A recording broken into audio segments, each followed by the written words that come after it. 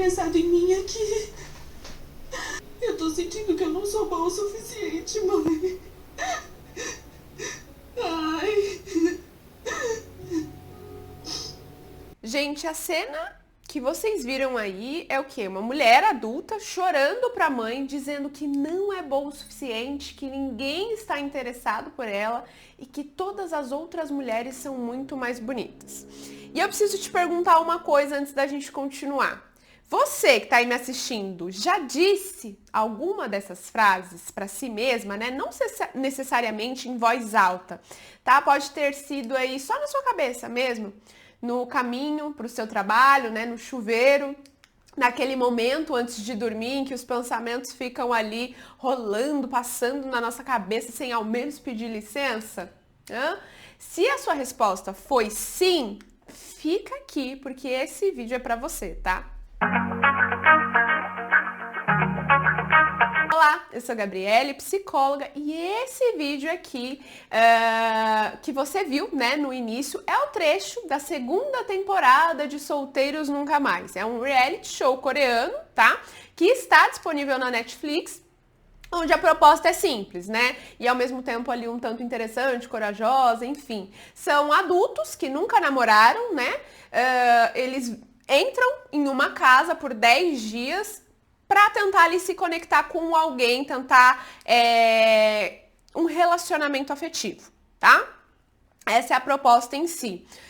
E um detalhe importante, né? Eles não são pessoas aí que escolheram estar sozinhas, tá? São pessoas que queriam muito, que querem muito se relacionar e que por algum motivo, né, que elas mesmas muitas vezes não conseguem explicar, nunca conseguiram chegar lá, tá?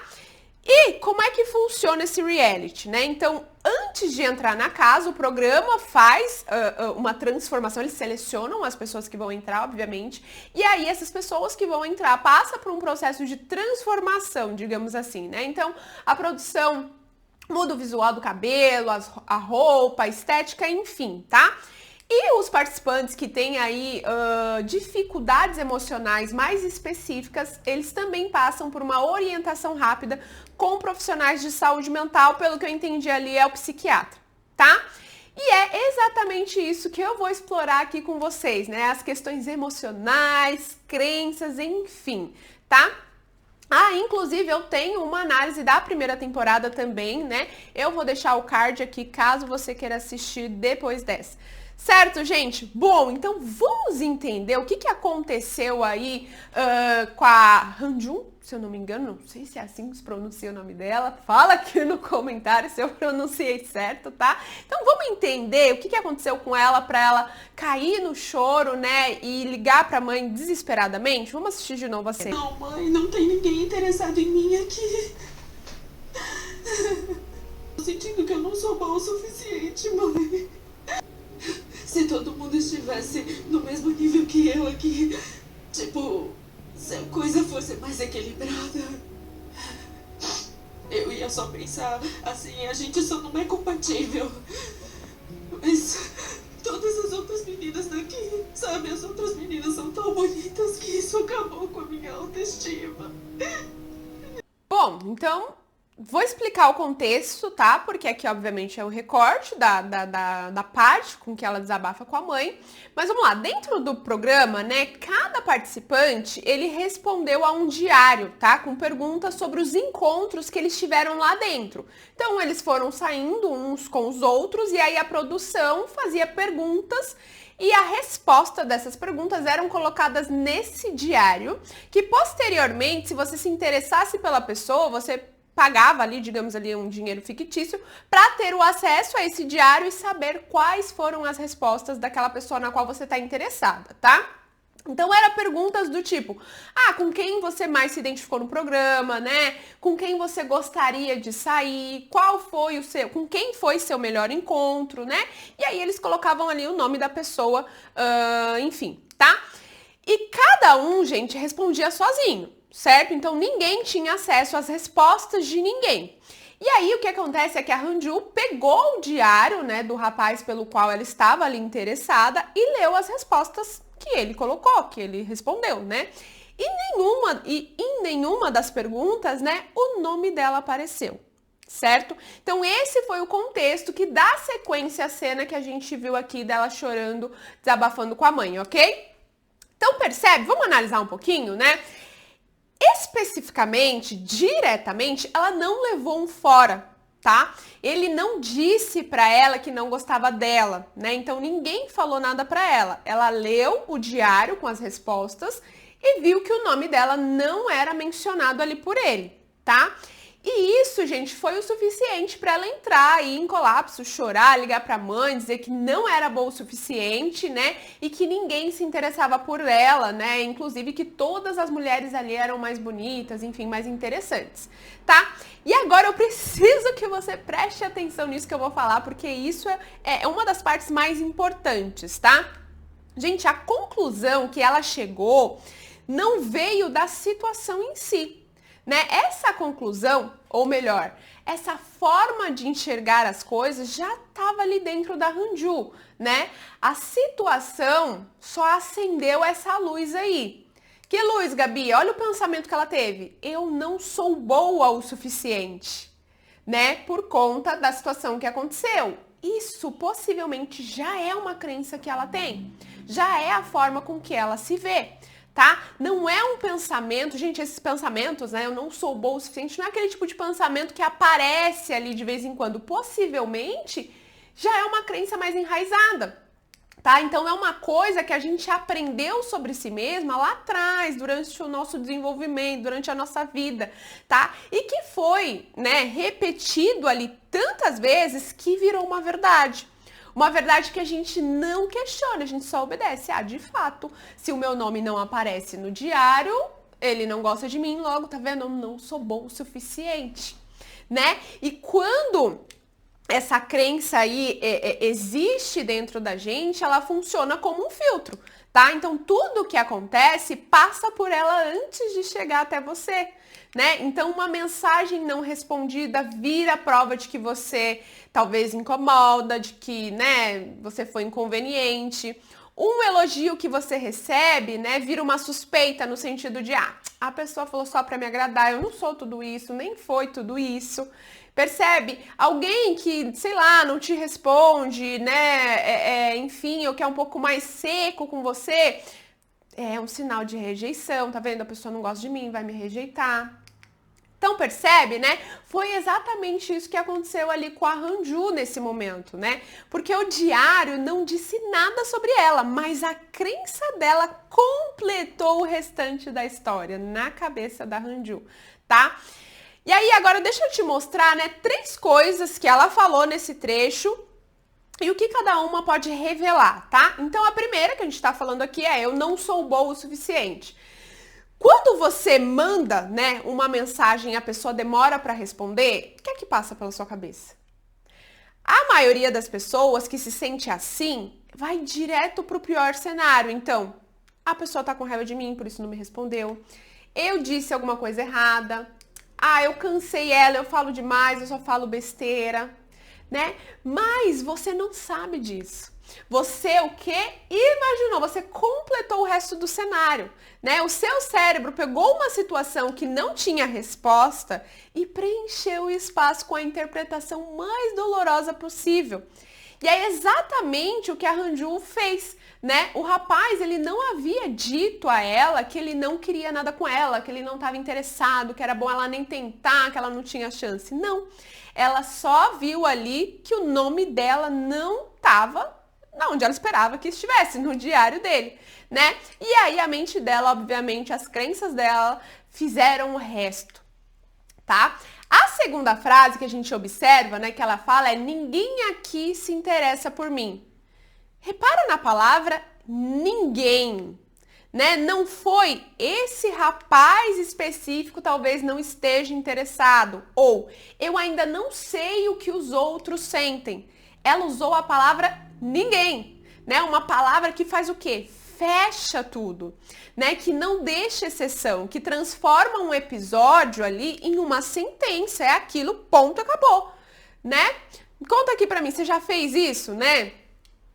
Você levou fora aí de alguém e pensou, eu nunca Vou conseguir namorar ou casar? Percebe? Um fora, e aí você coloca essa situação pro resto da sua vida. Porque eu levei esse fora, tá vendo? Eu nunca vou conseguir namorar ou me casar, né? Ou podemos até levar para um outro contexto, né? Você não passou, sei lá, em uma seleção de emprego e aí você pensou, eu nunca vou conseguir nada, eu nunca vou conseguir um emprego. Talvez você teve uma briga com uma amiga e pensou, eu não sei me relacionar com ninguém, né? Ou seja, uma situação só que de repente virou uma regra para tudo na sua vida. E a nossa mente faz isso quando, obviamente, ela tá ali se sentindo vulnerável, né? Ela sentiu aquela dor. Ela faz o quê? Ela generaliza para se proteger, obviamente, né? Pra talvez da próxima vez você falar assim, eu nem vou mais, então nunca mais eu vou me expor a um relacionamento. Eu vou falar que eu gosto de alguém, na tentativa de se expor, né? Mas, né, esse processo acaba o quê? Criando uma prisão, obviamente, tá? Outra frase que a Hanju usou, né, são todas as mulheres aqui são mais bonitas do que eu. Então, percebe? Todas, menos quem? Menos eu, né? Então, a gente precisa avaliar o quê? Pela perspectiva de quem ela tá falando. Porque todas são bonitas menos eu, né? Quem é que acha isso? Porque pra mim, Gabriele, posso não achar. Eu posso achar a Hanju mais bonita do que todas ali. Pro João, ele vai achar que é a, sei lá, a Tudin, né? Que é uma das outras meninas que participa, é a mais bonita. Percebe, então, pela perspectiva de quem que ela tá ali falando, né? Será que todo mundo acha, né, que as outras meninas são mais bonitas do que ela? Ou será que os gostos variam, né? Então pensa comigo, quando você entra em um ambiente novo, para onde vai o seu olhar? Para as pessoas que parecem mais seguras, mais bonitas, mais comunicativas, né? Possivelmente. E aí o que você faz? Você usa isso para se sentir menor, se sua crença é disfuncional. O seu olhar vai para, nossa, aquela parece mais segura e aquela é mais bonita, aquela é mais comunicativa. Logo, eu não sou boa o suficiente, todas são melhores do que eu. Percebe um pouquinho do movimento que ela fez ali, né? Então, é como se a gente não estivesse vendo as outras pessoas como elas são, como se ela não estivesse vendo as outras meninas como verdadeiramente são, né? Ela tá usando a imagem delas como mais uma prova, né, de que ela, nossa, eu de fato não acredito muito em mim mesmo, não. Percebe? E o mais difícil de tudo isso, gente, é que normalmente a gente nem percebe que tá fazendo isso, tá? É o que é automático, é tão rápido ali, os pensamentos, as interpretações que a gente faz, que parece verdade. Então, eu sigo minha vida acreditando naquilo, né? E não parou por aí, tá? Essa segunda temporada, gente, os participantes aí trouxeram bastante crenças, né? Que nós também vivenciamos, tá? E agora a gente vai ver mais um trecho da Hanjun, que a Hanjun, ela trouxe bastante conteúdo aí para que eu pudesse falar. Vamos assistir mais um trecho dela. Eu achava que o motivo de nunca ter namorado era porque eu nunca tinha me esforçado bastante pra isso, sabe? Só que eu não ter conseguido fazer isso dar certo, mesmo me esforçando, acabou afetando pra caramba a minha autoestima aqui dentro. Até agora eu nunca tinha tentado namorar alguém, porque eu tinha medo de ser rejeitada. Então, acho que foi a primeira vez que me magoei por ser rejeitada. Mas agora eu penso que eu tenho um monte de defeitos. É isso que eu penso. Eu devia ter namorado. Quando eu era mais nova, boba e não tinha medo. Assim já teria me machucado. E talvez desenvolvido uma tolerância à dor. Gente, então nesse segundo momento, né, ela fala algo aí que me tocou, né? Então ela diz que nunca conseguiu namorar, não porque não quis, mas porque ela não conseguiu, né? E que sempre ela teve medo aí de ser rejeitada, né? E que aquilo que viveu ali no programa, né, foi a primeira vez na vida dela que ela se expôs de verdade a essa possibilidade de rejeição, tá? E aí ela completa dizendo que talvez ela devesse ter se exposto a isso antes, né? Porque isso teria criado, desenvolvido nela uma tolerância à dor, né? E tudo mais. Deixa eu arrumar minha cobertinha aqui, gente, porque aqui tá frio e eu, né? Enfim. Então, gente, será que essa exposição que ela diz que devia ter feito, né? Será que de fato resolveria o problema? Vamos entender melhor o que aconteceu aqui, né? As possibilidades que a gente tem. Então, antes de tudo, né, nós precisamos entender que sentir essa dor, sentir o medo da rejeição, gente, não é fraqueza, né? É humano, tá? A rejeição, ela dói para todo mundo. Nós queremos pertencer, tá? Então, sim, a gente vai ficar um pouquinho frustrado, chateado, triste quando a gente é rejeitado, tá?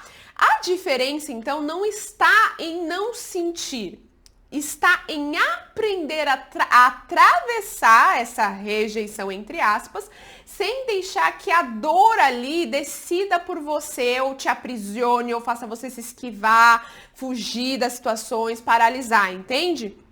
Então, o que a Hanju está fazendo ali, né, exposta, com a câmera na cara, se vulnerabilizando ali, né, mesmo com medo, é mais corajoso do que ela consegue enxergar nesse momento, tá? Porque ela tá falando ali pro mundo inteiro um dos maiores medos que a maioria das pessoas tem, né? Mas que, enfim, para ela é especificamente um pouquinho mais intenso. Então ela tá ali se vulnerabilizando, isso é muito bonito e mal sabe ela o poder dessa exposição que ela tá fazendo, né? Mas agora eu preciso te explicar o que acontece quando a gente passa anos fazendo o contrário do que ela fez ali. Ela se expôs, hein? Ela foi corajosa, né? Então imagina o seguinte, você tem medo de ser rejeitada, né? Então o que você faz? Você obviamente evita. Como eu evito, Gabi? Você não se aproxima das pessoas primeiro, né? Você não demonstra interesse pelas pessoas, você não se expõe socialmente ali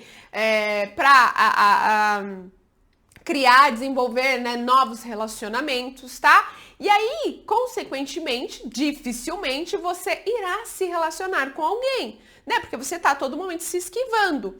E como você evitou, né, a rejeição, ela não acontece, certo? Por quê? Porque eu evitei. Então, especificamente, diretamente, ninguém falou assim, ó, eu não quero sua amizade, ó, eu não quero me relacionar com você, tá? Com isso, obviamente, o que acontece? Você fica o quê? Aliviada. Consegui me livrar dessa dor aí de ser rejeitada. Só que isso vai até certo ponto. Por quê? Porque ou você vai sofrer por nunca ter se relacionado, você tá evitando, logo você não se relaciona, né? E se esse for o seu intuito, né, tá tudo bem, se isso não te faz sofrer, ok. Ou você vai sofrer quando você decidir se relacionar e for rejeitada. Percebe? Né? Então, quando você evita, o medo que você tem de ser rejeitada não diminui.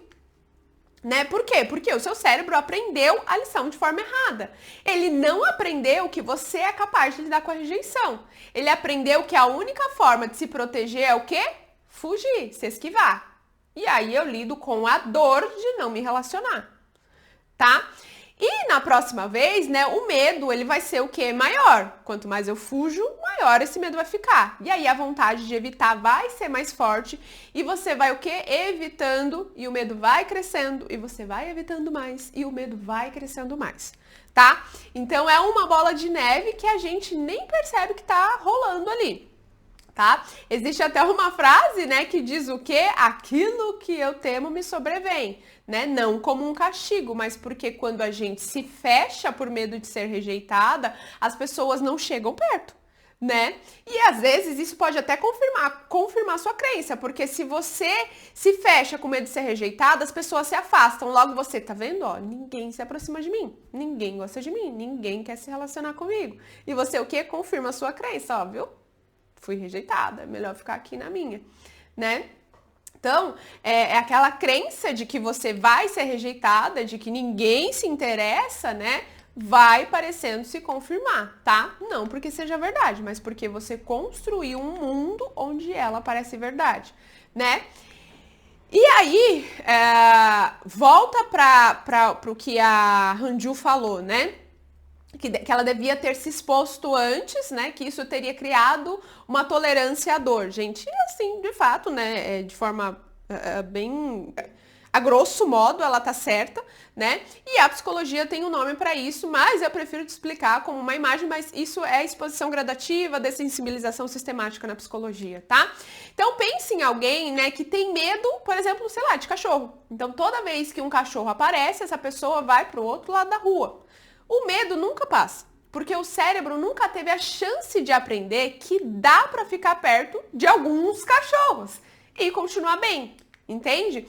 Agora imagina que essa pessoa começa aos poucos. Primeiro ela fica no mesmo quarteirão, depois um pouco mais perto, depois, né, ela olha ali pro cachorro, depois talvez ela toca, faz um carinho. E aí devagar ela vai aprendendo, o cérebro dela vai aprendendo, né, vai recebendo ali uma informação nova de que, eu consigo. Ah, nem todo cachorro morde, ó, esse daqui é tranquilo, eu sobrevivi a isso. Então percebe como a rejeição é igual. Quando você nunca se expõe a novos relacionamentos, o seu cérebro nunca aprende que é possível ser rejeitada e continuar inteira ali. Dói? Sim, dói. Mas que você não vai se desfazer por conta daquilo, entende? Que uma rejeição não é uma sentença sobre quem você é, entende? Então a exposição... Obviamente não precisa ser radical, né? Você não precisa ir para um reality show com câmeras ali na sua cara, né? Pode ser uma conversa, sabe? Que você evita, que você evitou, uma opinião que você guardou ali, você pode dar, né? Um passo que parecia pequeno demais, mas que cada vez que você atravessa, né, vai te trazendo aquela sensação de superação. Né? Então pensa em algo por menor que seja, né? E vá se expondo a isso, tá? E aquele medo vai perdendo o tamanho que ele tinha, né? E aí eu te pergunto de novo, existe alguma situação na sua vida que você tá evitando por medo de ser rejeitada? E aí, tá? Não precisa ser um relacionamento, pode ser uma conversa difícil que você empurra pra amanhã, isso já tá aí há meses. Um projeto que você não começa porque você tem medo de não ser bom o suficiente, uma amizade que você não aprofunda porque tem medo de se decepcionar, às vezes uma versão de você que você não mostra porque você tem medo do que os outros vão pensar. Então percebe, o medo da rejeição, ele se disfarça muito bem, né? Ele aparece como uma procrastinação, como perfeccionismo, como um excesso de cuidado com os outros e falta de cuidado com você mesma, né? E enquanto você evita ele o quê? Ele acaba crescendo, né? Bom, e a Hanju, né, chegou ao programa sem nunca ter enfrentado isso, que foi o que ela comentou, né? E aí, obviamente, doeu muito quando ela passou por isso, mas ela enfrentou, enfim, né? E talvez esse seja o começo de algo diferente ali pra ela, né? Vamos analisar um outro trecho do reality, gente? Falei pra vocês que essa segunda temporada estava cheia de análise, né? Tá bem recheada, tá? Vamos dar uma olhadinha. Então, eu tenho um irmão mais velho, sabe? E meu irmão mais velho era bom em tudo que fazia. Ele sabia falar bem, sempre resolvia os problemas que tinha pra resolver.